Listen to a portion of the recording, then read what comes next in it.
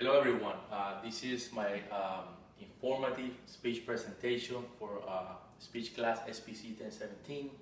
I want to show my audience today some of my friends and family members, and my wife is the one recording the video. The purpose of my speech today will be is informative about the process of cord blood banking, the benefits, and the store process. I'm using this chart also as an outline to help me guide through the speech process. I will start my presentation with what is cord blood. Well, cord blood is it is present inside the baby umbilical cord. Some people also know it as placenta blood. As we all know, the umbilical cord plays an important role in the baby development because it helps transfer nutrients and oxygen that are helpful for the baby development on the womb.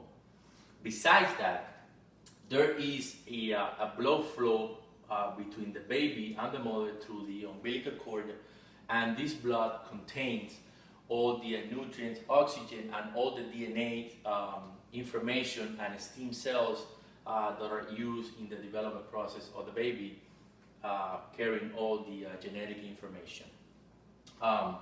Why bank cord blood? Well, there's a lot of benefits of banking cord blood, and one of the main benefits is that it has the potential of healing the body without any surgical intervention.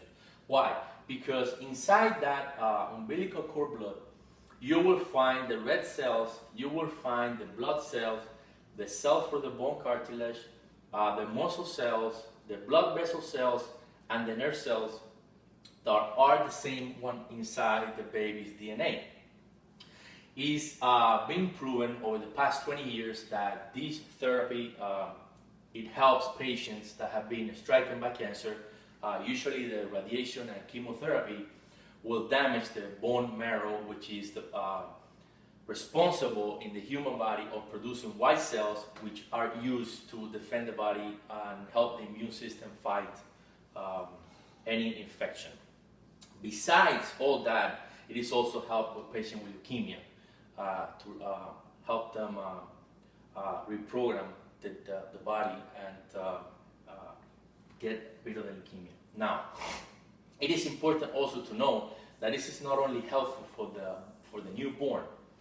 It's been proven that it has 100% compatibility with the newborn, 25% compatibility with the siblings, and 50% for the parents of the child. So that being said, it means that if at any given time any of the family member of the baby, siblings or parent, is stricken by any of these type of situation in life, it could be used for them. So this is a win-win situation for the family.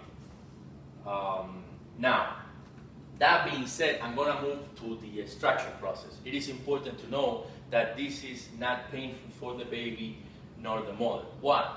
Because this is going to be disposed after the baby is born.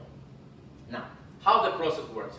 The doctor will clip both ends of the umbilical cord prior to cutting the cord, so it will be able to maintain all the blood inside the cord. The doctor will use a syringe to try to extract all the blood from the umbilical cord and put it inside the container provided by the lab that is going to store the blood. Now, once that process is complete, it will be sent to the lab for analysis. The lab will analyze the blood, which is this. We're moving on to the banking process. Once the lab analyzes the blood, it will move on to the process of separating the red cells from the white cells. Why? Because the red cells can actually attack the stem cells in the blood and destroy them. Once this separation is complete, we move to the storage of the stem cells. The way it is performed, the lab will use FDA-approved pouch with compartments. It could be an 60-20-20 compartment or 80-20. Why? Because at any given time, this needs to be retrieved.